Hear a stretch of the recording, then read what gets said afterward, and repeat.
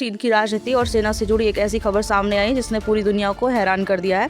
राष्ट्रपति Xi Jinping ने भ्रष्टाचार के खिलाफ अब तक का सबसे बड़ा और सबसे सख्त कदम उठाया है। चीन के 2 पूर्व रक्षा मंत्री वेई फेंगे और ली शांगफू को भ्रष्टाचार के गंभीर मामलों में मौत की सजा सुनाई गई है। सबसे चौंकाने वाली बात यह है कि दोनों नेता कभी शी जिनपिंग के बेहद करीबी माने जाते थे और चीन की सबसे ताकतवर सैन्य संस्था सेंट्रल मिलिट्री कमीशन का हिस्सा भी रह चुके हैं। लेकिन अब उन पर सिर्फ भ्रष्टाचार ही नहीं बल्कि पार्टी और नेतृत्व के प्रति बेवफाई जैसे गंभीर आरोप भी लगाए गए हैं। चीनी सरकारी मीडिया के मुताबिक अदालत ने दोनों नेताओं को रिश्वत लेने और सत्ता का गलत इस्तेमाल करने का दोषी पाया है। हालांकि चीन में दी गई यह सजा death sentence with 2 year reprieve है, यानी अगर अगले 2 साल तक दोनों किसी नए अपराध में शामिल नहीं पाए जाते हैं तो उनकी सजा को उम्र कैद में बदला जा सकता है।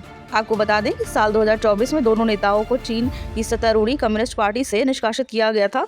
चीन में डिसिप्लिन के गंभीर उल्लंघन जैसे शब्द अक्सर बड़े भ्रष्टाचार मामलों के लिए इस्तेमाल किए जाते हैं, लेकिन इस बार मामला सिर्फ भ्रष्टाचार तक सीमित नहीं रहा। वेई फेंगे साल 2018 से 2023 तक चीन के रक्षा मंत्री रहे, जबकि उनके बाद ली शांगफू को यह जिम्मेदारी सौंपी गई थी। लेकिन कुछ ही महीनों में उन पर भ्रष्टाचार के आरोप लगने लगे और धीरे धीरे पूरा मामला चीन की सत्ता के भीतर की हलचल से जुड़ता चला गया।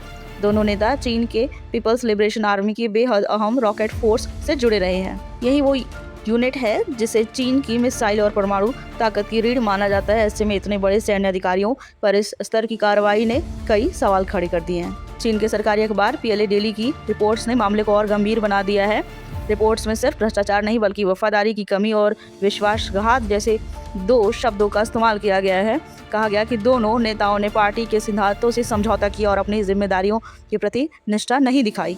यहीं से अटकलों का दौर शुरू हुआ। सवाल उठने लगे कि क्या साल 2023 के दौरान चीन की सत्ता और सेना के भीतर कोई अंदरूनी संघर्ष या साजिश चल रही थी। हालांकि चीन सरकार ने इस पर कोई खुला बयान नहीं दिया, लेकिन सरकारी मीडिया की भाषा ने दुनिया का ध्यान खींचना शुरू कर दिया। राष्ट्रपति शी जिनपिंग ने 2012 में सत्ता संभालने के बाद भ्रष्टाचार के खिलाफ बड़े अभियान की शुरुआत की थी। इस अभियान में लाखों अधिकारियों और कई बड़े सैन्य जनरलों पर कार्रवाई हो चुकी है, लेकिन पहली बार चीन के पूर्व रक्षा मंत्रियों को इतनी कठोर सजा दी गई है।